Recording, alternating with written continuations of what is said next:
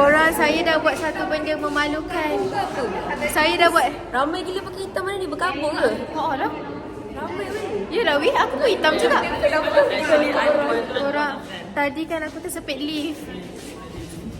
Kita sekali masuk vlog sekali. Aduhai. Okay, this is our vlog. After habis exam, tadi saya tersepit lift korang. Jadilah kau tadi tapi dia perasan. Masalahnya saya tak perasan pintu lift itu tutup. And saya slow gila. Lepas tu orang dalam lift tengok.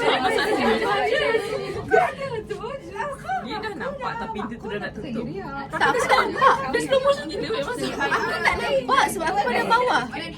Tahu tak aku perasan bila lift tu kena tangan.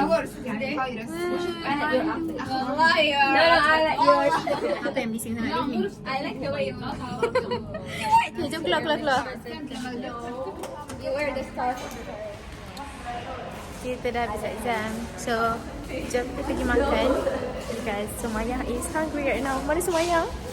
Sumayah. Manalah tak pening laki kau lain kau. Kenapa pula? Kenapa nak kena pening pula layan aku? Bukan korang. Saya tadi order pancake. Tiba-tiba rasa macam nak makan savory. Rasa macam nak makan pedas-pedas. Apa salahnya kalau kita tukarkan sekarang ni? Betul aku cakap sepening-pening laki kau. Pening lagi aku. Aku lagi lama duduk dengan kau. Tapi pening lagi mak kau aku rasa. Tapi aku nak makan tu cream puff pula. Tapi aku nak perut kau pancake. besar mana? Ha? Tanya tak? Tapi aku nak pancake juga. Lepas tu dia lagi makan sekeping. Benar lah. Tapi aku nak sausage juga. Tak payah. Aku Sausage tu processed meat. Dia dapat stomach cancer. Aku nak omelette. Sekarang guys, kita baru habis exam.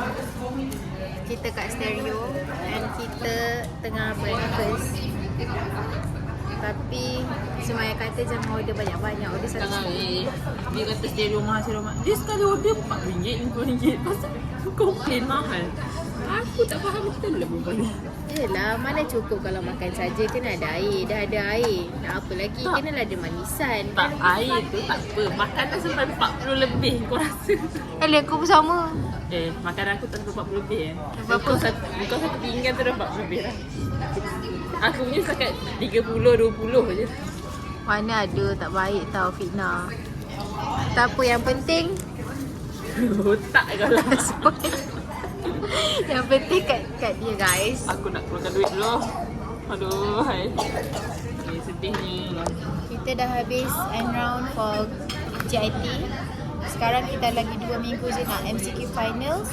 Lepas tu lagi berapa minggu untuk essay. Seminggu essay. Lepas tu lagi 5 hari untuk OSCE. Lepas tu saya akan balik ke Malaysia. 1000 lebih. Berapa lah kat sini? Kita dah makan.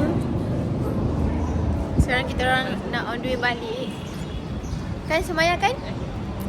Okay, as you guys can see, jalan kat sini macam membukit sikit tau. Macam tu. Dia macam ala-ala dekat Istanbul. So kalau macam Istanbul saya tak nampak.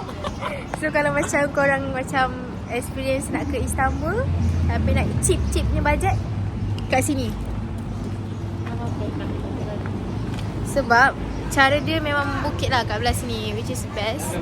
Kita boleh dapat view Sungai Nil yang ada tak ada tu. Lepas tu kalau kat sini, sebab dekat depan Gamaah ni kita ada banyak macam kedai-kedai farmasi. Contoh macam sekarang ni bukan farmasi, ni macam supply peralatan klinik gigi. Ni mungkin farmasi lah. Macam ni nampak tu, kedai-kedai jual alat-alat medik, alat-alat dentis. So kat sini. Kau bau-bau juga. Hai.